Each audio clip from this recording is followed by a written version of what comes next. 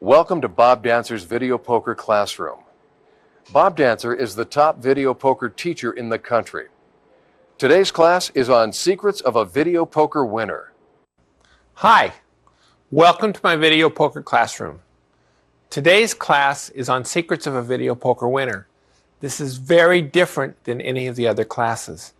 In the other classes, we would spend time on such things as if you have a high pair and a 3-card royal in the same hands, what do? This is nothing like that. This is more of a philosophy class. This is what do you have to do to be a winner in gambling and be a winner at video poker. This is similar things you have to do in double bonus or Joker Wild or Deuces Wild that you do in any of them, but this is what are the secrets.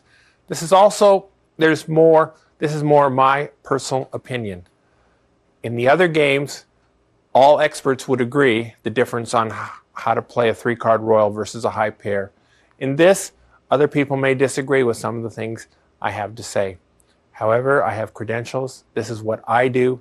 I make a significant amount of income from playing video poker, and what I can tell you is this is an honest statement of how it is that I do it.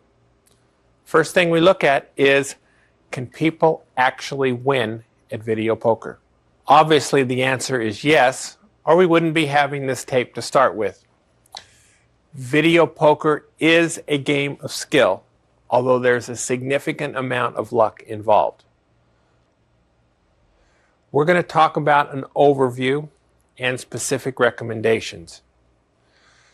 Whether or not you win depends on a lot of things, including your native ability and your willingness to apply yourself. This is not a case where I'm going to tell you, since I can do it, necessarily you can too. I'm a very different person than you. I have my own set of strengths and weaknesses, but everybody can get better at it.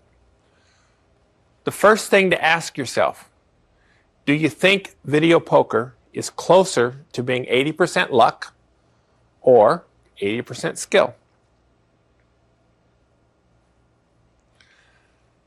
Actually, either one can be right. If you're looking at the next 2 hours of play, video poker is probably 80% luck. This might be the day that you're dealt a royal.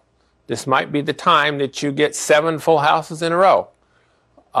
This may be the time that you lose 19 hands in a row. You just don't know what the next 2 hours are going to bring. Nobody knows predominant on luck. There's times you can play every hand wrong and get good results. You can play every hand right and get buried. But over the next 200 hours, it's at least 80% skill. Here, the plays you make, they definitely add up. Your belief about whether or not there's skill involved has a lot to do with whether you're winning or losing. The people who believe that it is mostly luck generally are not winning players. The only players who have a shot at winning are the ones who believe that it is possible to win and they're doing whatever it takes to win. The most important long-run skill factors, and if we're talking about the 200 hours that it takes for skill to take over, are which machines you select. And after the selection of machines, it is the skill you have to play the machines. And everything to do with skill, the harder you study, the luckier you're going to get. Money management. All gambling books talk about it. How important is it? I think it's extremely important, but I also think that most of what you've heard about money management is wrong. There are a lot of places in money management. It'll tell you, take 3 envelopes, put your money in it. On the first day, only go through the first envelope. The second day, only go through the second envelope. And the third day, only go through the third envelope. This isn't money management. This is how do you make it through a weekend. This has nothing to do with being a long-term winner. Let me tell you about my friends Stan and Pearl. These are hypothetical friends. These are my imaginary friends. And the fact that one's a guy and one's a girl has nothing to do with anything other than that their names rhyme with something. So let's talk about Stan and Pearl. They're playing 9-6 jacks or better. They're playing for dollars. In round numbers, 9-6 jacks or better, 99.5% game, meaning the casino has a 0.5% edge. Every night they go into this casino and they play. Stan plays 10 hands every night. Then he goes home. Pearl plays 10 hands. If she wins during those 10 hands, she'll play another 5. And if during those 5 she got another flush or higher, she'll play another 5. And if she got another flush or higher, she'll play another 5. So she'll keep playing more and more and more until she goes through the 5 hands when she didn't, in which case she'll quit. She goes home. They do this every night for a year. My question to you, at the end of the year, who do you like? Do you like the results of Stan? Do you like the results of Pearl? Because Stan stands and Pearl parlays. Got your answer? Tell you what I think. I think Stan will have the better result. This is surprising to a lot of people. The big reason here is this is a 99.5% game. The casino has the advantage. So every hand you play, you're losing a little bit to the casino. Since Pearl plays more hands, Pearl loses more. Since Stan plays fewer hands, he loses less. Therefore, you like the one who loses less. Now let's change a little bit. The same case, 99.5% game, but now you have a 1% cash slot club, which makes this from 99.5% up to 100.5%. Same rules. Stan plays 10 hands and stands. Pearl plays 10 hands, keeps playing more if she's winning. Who do you like now? Stan stands, Pearl parlays. Whose results do you like better? Now, as you probably guessed, now you like Pearl. Since she has the advantage, the person who plays the most with the advantage is the one who's going to be the winner. This is an important concept. Betting more when you're winning has absolutely nothing to do with being an overall winner. This is a rash concept to a lot of people. People who believe in luck find this hard to believe. People who know that skill matters find this second nature. Quitting when you're ahead has nothing to do with being a winner. Notice that these are opposite. This one, when you're ahead, you bet more. This one, when you're ahead, you stop. Neither one has anything to do with winning. What matters is playing more when you have the advantage. If you play when you have the advantage over the casino, that's when you can be a long-term winner. And that's all. 3 rules of money management. Published these a couple years ago, and now I've seen them on several internet sites. Other people have adopted very similar rules to these, which is fine. These are rules that work. First, only play when you have the advantage. We'll tell you how to obtain that advantage later, but only play then. Number 2, have sufficient bankroll. We'll talk about more a little bit later about what it means to have sufficient bankroll. And the third rule is play as much as you like. Now, as long as you can play alertly, you're doing fine. So if you have the advantage, you have enough money to survive the swings, play as much as you want, play as little as you want. You'll never go broke. Next subject is what are the best video poker games to play? This has to do with pay schedules. If you're on Deuces Wild, the important things to look at are 5 for 4 of a kind, 15 for 5 of a kind. If you're playing double bonus, the thing to look for is 10 for full house, 7 for a flush. If you're playing jacks or better, it's 9 for full house and 6 for a flush. Now, as we just said a few minutes ago, this is about a 99.5% game, so the casino still has the advantage over you. In order to make 9-6 jacks a game for a winner is the casino has to have a significant slot club, meaning it pays cash back or it gives you free rooms, free meals, something that you value to make it over 100%. Joker Wild, the kings are better version, which means a pair of kings or a pair of aces gives you your money back. Here we're looking for 20 for 4 of a kind. Progressive. What a progressive means is the royal flush keeps getting higher and higher and higher until it's hit. Any game that is under 100%, if the progressive gets high enough, can be over 100%. Now, an additional 4,000 coins onto the progressive adds, in round numbers, 2%. So you could go additional 1,000 coins would add a 0.5%. Sequentials. A 50,000 coin two-way sequential adds 0.4%. In Las Vegas, they call these all kinds of things. Some casinos call them reversible royals. One calls them macho royals. One calls them this way, that way royals. One calls them either way royals. But it's ace, king, queen, jack, 10 in order, one way or both.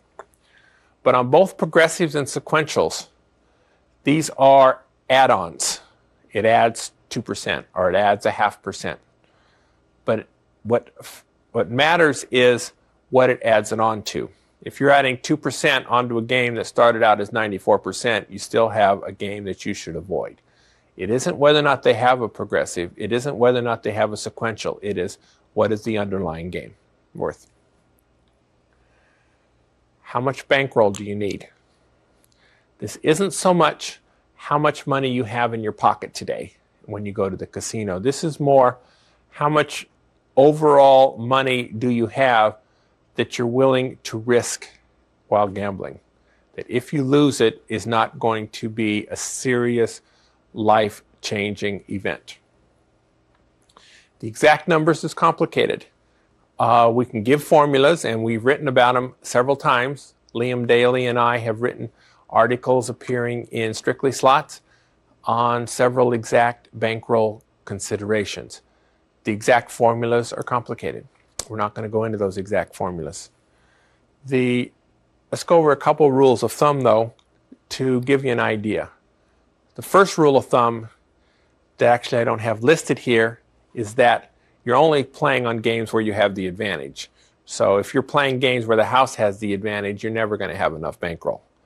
If you play long enough where the house has the advantage, you're going to go broke. But assuming you have the advantage, the first rule is you can lose half a royal a day. So if you're playing for quarters, you can lose $500 in a day. Or you're playing for dollars, you could easily lose $2,000. If you're some games, if you get on a triple play or more, you could actually lose more than that. The second rule is, assuming you're the favorite, 3 to 5 royals is enough for a bankroll. That means if you're playing for dollars, since a dollar royal is worth $4,000, having between $12,000 and $20,000 is quite sufficient to deal with most swings. Some games that's a whole lot more than enough, and some games that's barely enough, and it depends. There's a lot of factors there, but this is a good rule of thumb. Most of the requirements actually are psychological as opposed to mathematical. For example, taking from blackjack rather than video poker, several years ago, I was a professional blackjack player. And a friend of mine from college came to visit Vegas. Vegas visitors have out-of-town visitors a lot. And we decided to go out and play blackjack for a night. He would do whatever I said at the table, and at the end of the evening, we would split the money, wins or losses. This guy had, after college, gone on to become a neurosurgeon. He probably made $500,000 a year. Now that's more than me and you put together. We went out, we played a couple hours, we had a good time. We ended up losing $200 on the night. So his share was $100. My share was $100. This guy went ballistic. This guy was extremely mad that it was a wasted evening and he was down $100. This guy should not be gambling. He has all kinds of disposable income, but as far as he's concerned, It's going to be a major deal if he loses any part of it. This guy should have nothing to do with Las Vegas. Winning and losing is you're going to lose 2 times out of 3, approximately, even if you play perfectly. 2 times out of 3. Now, when you win, your winning results are going to be bigger than your losing results, because after all, a royal can make up for a lot of losing sessions. But you're going to lose 2 times out of 3, even when you play perfectly. And if you play imperfectly, 3 times out of 4. I keep records, and I have had cases where I lose 10 days in a row. These are not fun days, but these will happen. The swings can be brutal. Depending on, I remember the first time I was playing on a $25 machine. It happened in the first 3 weeks of play on this machine. I was up $120,000. Life was beautiful. I would go to the casino, come home $8,000 richer, and just everything was going gorgeous. Then over the next 3 months, I dropped $60,000. Could do nothing right. Would go in and play everything right and be down $9,000. Would win $1,000 next day and lose $7,000 the next day. Nothing was going right. $60,000 is a lot to lose. And it happened, in that case, 3 months. Since then, there have been a couple other cases where I've lost $30,000 or $40,000 in relatively few months. Life isn't fun when that happens, but it will happen. Now, the only way it won't happen to you, losing that much, is if you don't play for the same stakes that I do. That's fine. Quarter players are never going to lose that much money. But on the winning and losing, the streaks will happen. The one guarantee I can give you at gambling is if you go gambling, you are going to have losing streaks. Guaranteed. If that's going to bother you a whole lot, maybe you should take up bowling instead of gambling. You cannot win unless you're prepared to lose. This is a big concept. Being prepared to lose is absolutely essential to having the opportunity to win, because 2 times out of 3 you are going to lose. Now, you can't be around if every time you lose you're going to quit and never come back. Then you're never going to have the winning streaks, because those losing streaks will be here. Today's score doesn't matter. This is kind of a motto of mine. When I'm going out to play in a casino, whether my score is up $1,000 today or down $1,000 today truly doesn't matter. Being up 1,000 is somewhat more fun, but it isn't a chance, it isn't an opportunity to rejoice, and losing 1,000 isn't a reason to go slit your wrist. It's, I know that I'm going to have more losing days than winning days, and I know at the end of the year my net score is going to be significantly plus, because I'm only playing on machines where I have the advantage, and I'm playing them perfectly. But if I got real upset during the losing days, I'd never make it to the end. Today's score really doesn't matter. Now, a few years ago, actually about 10 years ago, I read a book with a very interesting title. It's a book with some short vignettes in it. And one of them dealt with an insurance man who had some posters and had a lot of sayings that he dealt with life as though he were a gambler. The last 3 of his sayings I wrote down, posted on my wall. Let me share them with you. I think it's very important. He said about winning, it doesn't matter. It's how you play the game. The next one he said is about losing. That doesn't matter. It's how you play the game. The last thing he said is about playing the game. Play to win. That was by a guy named Robert Fulghum. All I Really Need to Know, I learned in kindergarten. Great title, interesting book. This is a poster, it's on my wall. I do it in video poker. Doesn't matter. Winning doesn't matter, losing doesn't matter. But I play to win. What do winners have in common with each other? Now, there's a lot of differences. They come in all ages, shapes, and sizes, sexes. But if you talk to a lot of us, most of us would have certain things in common.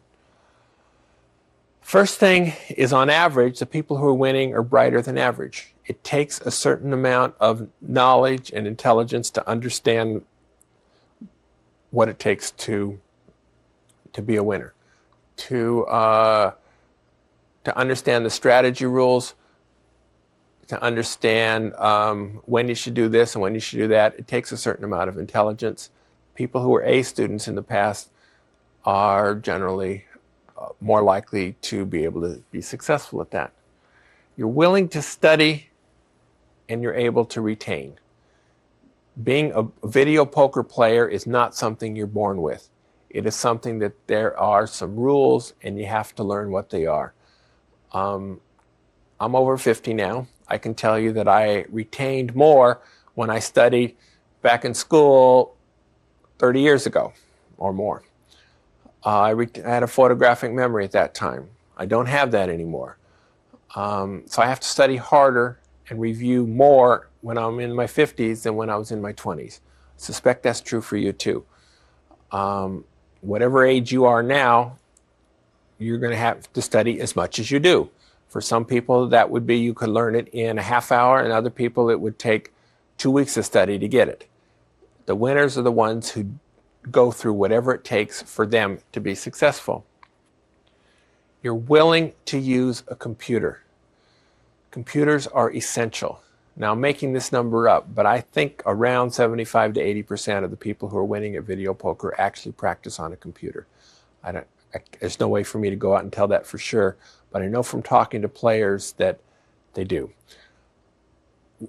If they use strategy cards, I certainly sell them. I certainly recommend them. They're useful, but with a computer, which we'll talk about more later in the tape, they're a lot better than strategy cards for drill, for correcting you when you're wrong. Another attribute of winners, generally speaking, is they like to solve puzzles. Puzzles are you're working to get the correct answer to something. Every video poker hand has a correct answer. You have to make decisions in puzzles. You have to make decisions in video poker. Some people like to do this, some people don't. You need to be able to get and keep a bankroll. This is important. There's a significant amount of our population is buried in credit card debt. They are not going to get a bankroll. They're never going to be able to play for large video poker denominations simply because they cannot keep and put together a bankroll. Which group you're in, you'll have to decide for yourself. But winners you have to have money to play with. There's an old saying is you have to have money to make money. Gambling, that's part of it. You have to have the ability to lose in order to have the ability to win. To keep accurate records. Video poker winners can tell you what their score was last April 2nd or November 17th or December 9th or any other day of the year. They can go and look it up and they can say, I was at the Fiesta Hotel, I was playing dollar double bonus on machine number 1253, and my score on that day was plus $135 or such. Any day they can tell you that. People who are losing generally don't have a clue as to what they were doing. And they go, yeah, I won some of the time, I lost some of the time, I'm about even. Don't believe it, they're not. Anybody who thinks they're about even without the records to prove it is likely somewhere between buried and just in real financial trouble. Winners can physically and mentally deal with a lot of repetition. Video poker has a lot of, you're dealt 2 pair, do you hold them or not? You got 3 cards of royal and a high pair, do you hold them or not? This is over and over and over and over again. Can you deal with that? There are people who get bored when it's not something new all the time. You can deal with the bankroll ups and downs. You're going to be losing thousands of dollars periodically. You're going to be winning thousands of dollars periodically. What happens to you when you lose? What happens to you when you win? Can you deal with it? Some people are much better dealing with that than others, but it's part of being a successful gambler. Practice, practice, practice. It's the way you get to Carnegie Hall, and it's the way you win at video poker. Now, this last item is probably the most important item on the group. Video poker players like country western music. Now, you might wonder why I say that, because obviously it isn't true. But it seems like at least a quarter of the casinos around have country western music as the background. And if you're going to go up the wall whenever you hear Garth Brooks sing something, then you probably shouldn't be a gambler, because that's what you're going to hear in the casinos. You need to be able to enjoy your environment. Winners generally win more if they're enjoying themselves more, and country western music is part of it. Why is using a computer so important? Now, lots of people use it. Earlier I said 80%. Here I'm saying over 3/4. More or less the same. It's an estimate anyway. The big thing a computer does is it corrects your mistakes graciously. If you do not hold an inside straight, and you should have, the computer will say major error or minor error, depending on the game, and it'll correct you. After the computer says major error 7 times on the same things, you begin to see it. A computer will allow you to determine the worth of any game. Now, here when we play in Vegas, I know I'm playing double bonus and jacks are better usually, deuces wild sometimes, joker wild sometimes, and I have these games mastered. But if we're going to a different casino city, say Reno, say Laughlin, say Biloxi, we always have our computer with us. If we encounter a game we're not familiar with, it only takes a little while to check out to see what the game is worth. If the game is worth over 100%, then we might sit down and decide whether or not we want to learn how to play it. If the game is worth only 97%, we're not even going to waste our time doing it. Computers can tell you very quickly what the game is worth. Any hand you want to know how to play, the computer can tell you. Any hand at all. You're wondering, there are some tie hands in video poker, but not many. But any hand, if you go, I wonder if you had a pair of aces and a 2, 3, 4 of another suit, and what does it matter? The computer can tell you. You don't have to guess anymore. Good computer programs log your mistakes. So if you're playing deuces wild and you make mistakes on inside straights, the computer will log it. So later you can go back and just look at the errors you made, so that you keep practicing over and over and over the errors that you make, so that you don't have to waste your time practicing on hands you get well. This is you're only looking at the hands that gave you trouble. It's a very fast way to learn. Computer programs are inexpensive. The top 2, one of them is including mine. It's called Bob Dancer Presents Win Poker. It has my name on it. I wasn't the author of it. It was written by a man named Dean Zamzow, who was a gifted Windows programmer. When he started, he wasn't that good at video poker. He made it for his wife, who was very ill at the time. We got together. I pointed out several of the video poker conceptual mistakes. We've put together a good product that we're both familiar with, and we'll show you some demonstrations in a little bit. Most players, when they play on their computer, the first few hours they use it, they will be amazed at how many mistakes they were making at games they thought they played well. They've been playing deuces wild for years. They put it on a computer and figure out they've been playing 10% of the hands they've been playing wrong, and they're amazed at it. Make a big difference in your score. Habits to avoid when you're in video poker. I've been telling you what to do. This is the things not to do. The first thing is playing when you're not the favorite. If the casino has the edge, don't play. If you don't know whether or not the casino has the edge, it does. The only times you have the edge is when you know you have the edge and you know what to do about it. Alcohol. This isn't a temperance meeting. I'm not here saying never drink anytime, but what I am saying is casinos give away free alcohol for a reason. The reason they give it is they make money when their customers are drinking alcohol. You can fall into that trap or not. You can believe that you can function just as well or not. I personally think that video poker is a mental exercise. You need to be at your sharpest all the time. The game is always playing at 100% level. If you're not, you're giving up a big advantage. Even playing at 100% level, your advantage is very, very small. Giving up any part of that is very significant. Playing when tired or on a full stomach. Another reason they give you these big buffets in Vegas or free food comps is you don't think as well on a full stomach. It just doesn't happen. People are sometimes even too tired to go to sleep, so they'll go down and play. You're not making the correct decisions when you're tired. And a lot of people, just like when they're tired, it's like the reason they're not making the right decision is they don't care. High pair, three of a kind, three cards of royal, who cares? Pick one. Being tired affects it, don't do it. Playing without a slot club card. We're going to talk about this later as to some of the advantages of slot clubs.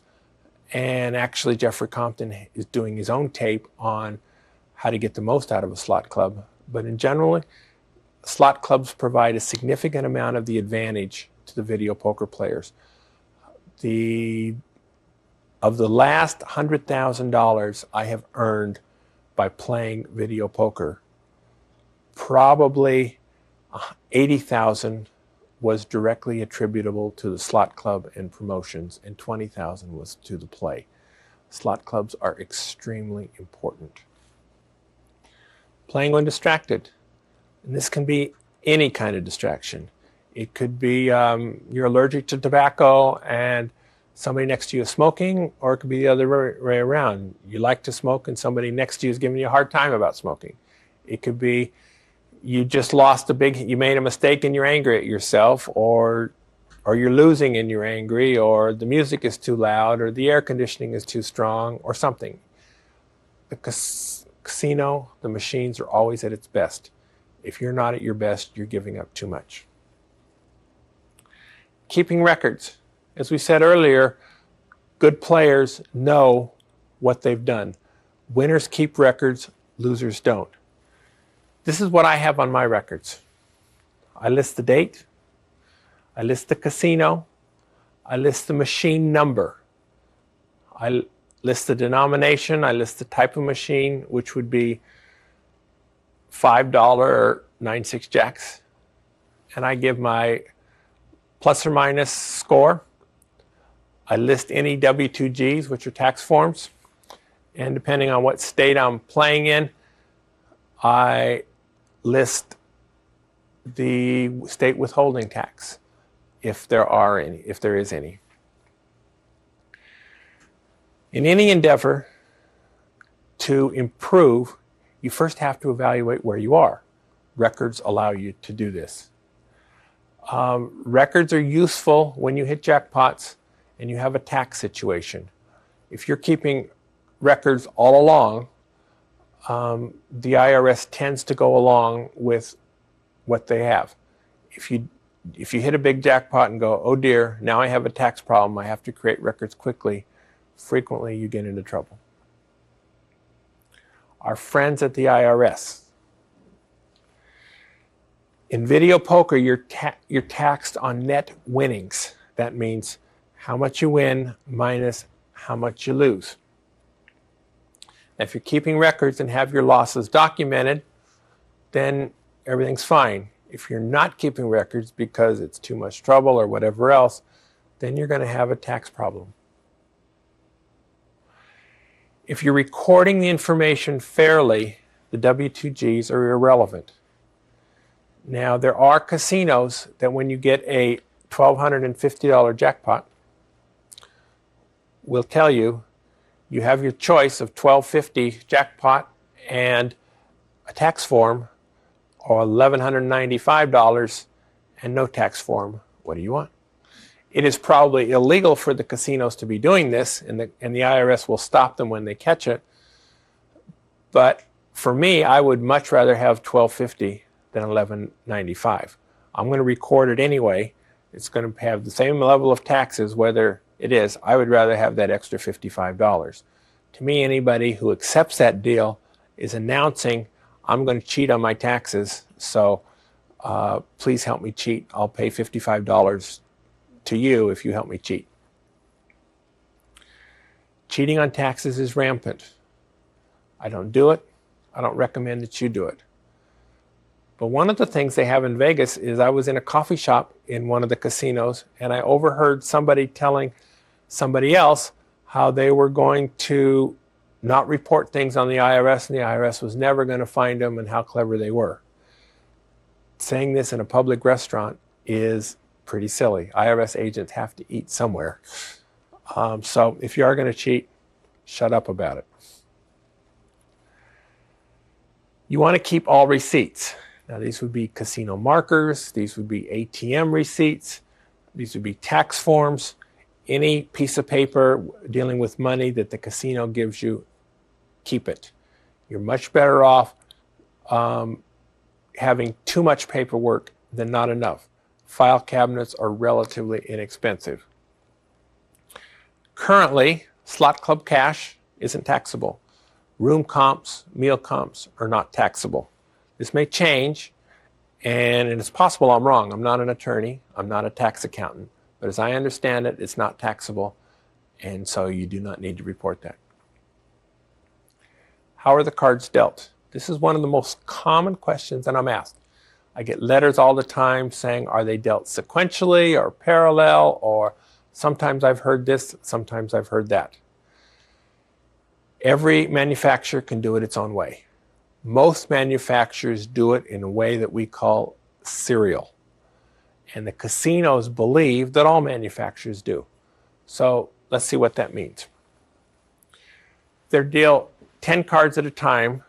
So you see the first 5 cards, and the next 5 cards are in order in a stack. You don't see them until after the draw. Let's say we were playing Deuces Wild. We were dealt the 2 pair, kings and sixes. In Deuces Wild, it is right to either hold the pair of sixes or hold the pair of kings. Let's say we held the sixes. So you're going to throw away king, king, 3. The first 3 cards are going to fill in there. So the deuce, king, king are going to end up in position 2, 3, and 5. And the net result is we ended up with a full house. 2 kings, 2 sixes, and the deuces wild in Deuces Wild. The next case is, let's assume we held the kings. We threw away the 6, 6, 3. We drew the deuce, king, king, and we ended up with 5 of a kind. This is the way they're dealt. For your decisions before you make your play, the order that the cards come out is totally irrelevant. The only time it matters is after the play is over, if the machine has malfunctioned. Now, the way we mean of a malfunction is if you hold a card and it becomes unheld. Let's assume that we were dealt 3 aces and a 5 and a 3. Now, obviously, whatever game it is, we're going to hold the 3 aces. But let's say after the draw, we had 3 aces and an 8 and a 9. But notice that this is the ace of clubs instead of the ace of diamonds. What happened was the ace of diamonds somehow became unheld. It went away, and it was replaced with the ace of clubs. The question is, should you be paid for 4 aces on this hand? Now, in actuality, the answer is yes, you should, because the ace and the 8 were in original position 6 and 7.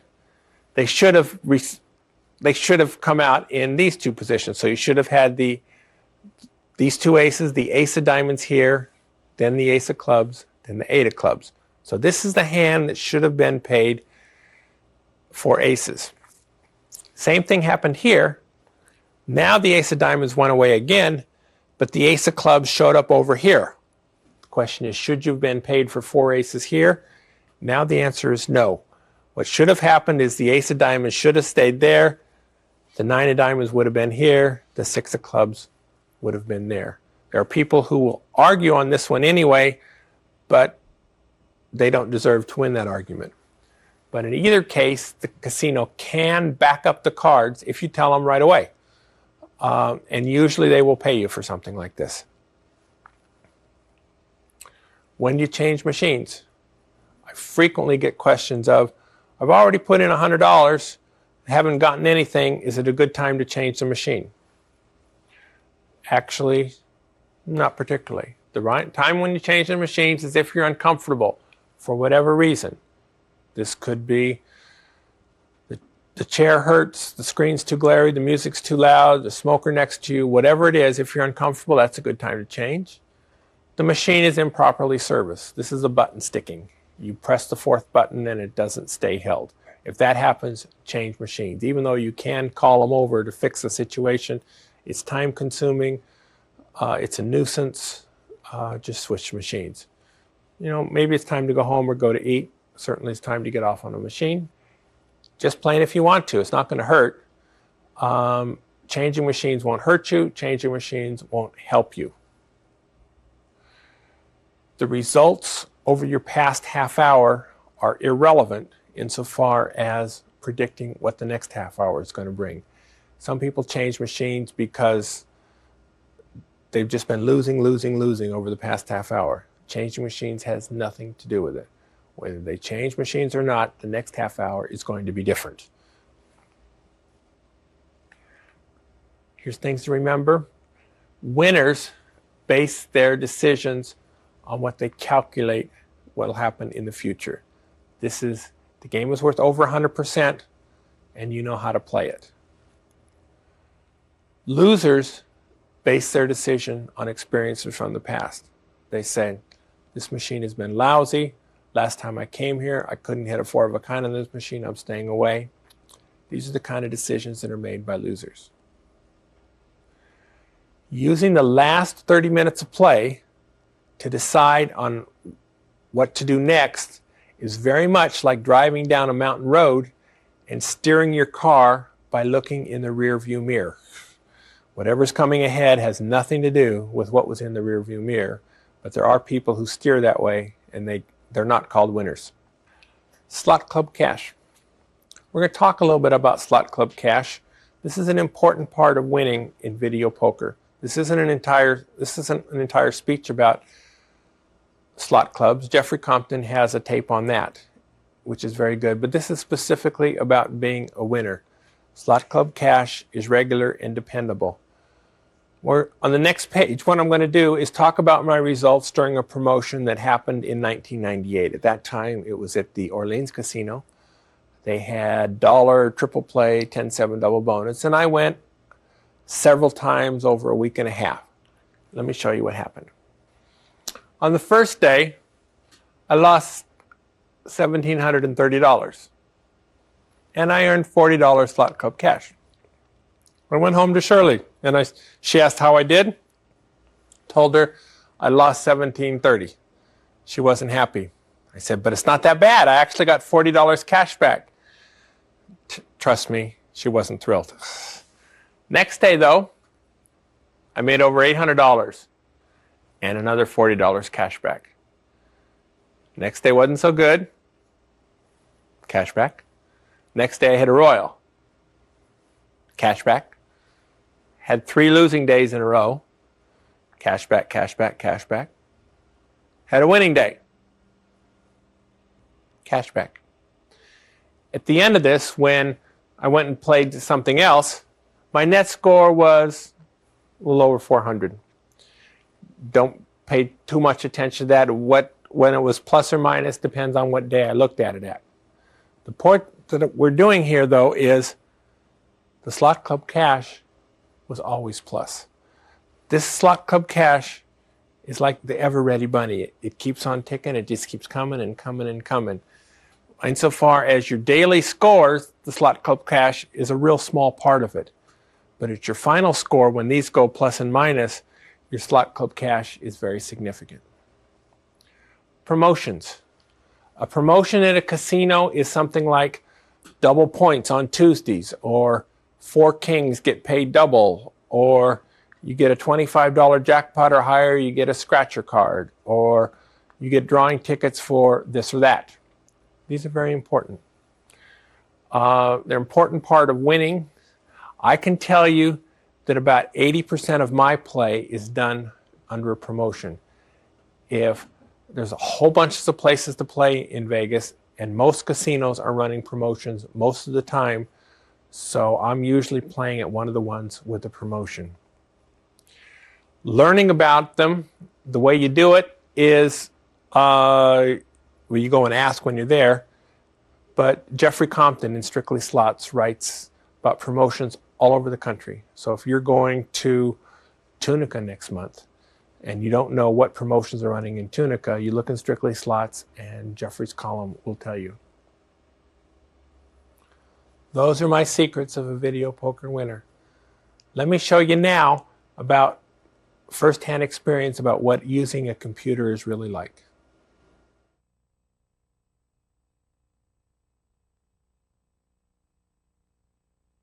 Now I want to show you Bob Dancer Presents Win Poker. As I mentioned earlier, this was written by Dean Samzow. It's a real nifty computer program. Let me show you how it works. We have it here on Jacks or Better. There's several different games, as you shall see. Let's deal a hand and see what happens. Here we're dealt 2 pair. Obviously, we're going to hold the 7s and the 4s, and we deal and didn't hit it. This time we're dealt a pair of 2s, so we're going to hold them. Everything's fine. Next time I'm going to make a mistake on purpose. Now there's hardly any mistakes to make. Everybody would hold the jack, so we'll wait for another hand to make a mistake. This time we have some people would just hold the ace and some would hold the ace-queen. The ace-queen is a better play. But let's see what happens if we just hold the ace. We draw, and it says moderate error. It said it cost us 1.98 cents. Let's go in and look at the details and see what happens. Let me show you how this screen works. Along this, every one of the 32 hands are in order listed from top to bottom. Over in this column is how much it is worth if you're playing for dollars. And so it says the best play is ace-queen, and it's worth $2.39. Holding the ace by itself was worth $2.31. So that would have been an 8-cent error. Any play, we can consider any play. So this is one of the plays. We go back, we hit our close, we're back, we hit the yes. Now, let's see how easy it is to change games. We're here in Jacks or Better. I'm moving my arrow up to the games. I click on it, and there's 23 different games here. We could pick Deuces Wild, for example. Now we're in Deuces Wild. So we play this hand. Any Deuce Wild players know you throw that hand away. And so we do. We could, if we're tired of Deuces Wild, we want to go to double bonus. We're now in double bonus. Here, double bonus players should just hold the jack. One last hand. Here, ace, king, queen. This was an easy play. The software can correct you on the easy hands. The software can correct you on the hard hands. And trust me, it's a lot easier on your marriage if you let the computer correct you than if you correct. When I was teaching Shirley how to play, if she missed 3 inside straights in the same day, it was my fault. However, if the computer corrected her all 3 times, it was no problem whatsoever. You buy a computer program, save your marriage. Those are the secrets. I hope you've learned a lot from it. I hope you can go out and apply it and become a winner yourself. My name is Bob Dancer. Go out and hit a royal flush. The computer program just shown, Bob Dancer Presents Win Poker, may be purchased for $29.95. Bob Dancer Video Poker Reports covers 9-6 Jacks or Better, 10-7 Double Bonus, and Deuces Wild. Each of them may be purchased for $10. Strategy cards by Bob Dancer and Liam W. Daly are available for 9-6 jacks or better, 10-7 and 9-7 double bonus, 8-5 bonus and 8-5 jacks or better, kings or better joker wild, and deuces wild. Each of them are available for $6.95, with the 5-card set available for $30.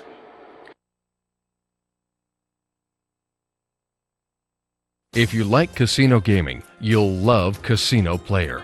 Each issue gives you the winning edge and contains the latest on nationwide casino news, casino entertainment, winning strategies for slots and table games, slot payouts and where to find the loosest slots, and best blackjack. The best comps and how to get them, slot clubs reviewed and compared, and tournament schedules. Everything you need to know about casino gaming. Subscribe today and we'll send you the 2000 Casino Directory Funbook absolutely free. Each issue contains comprehensive gambling articles and an in-depth casino directory. Plus, you'll get the Funbook with over 145 valuable casino vouchers. Subscribe today for only $24 a year. Call 800-969-0711 to order your subscription today and have your credit card ready. Count on winning with Strictly Slots. If you love playing slots or video poker, Strictly Slots is the magazine you've been waiting for.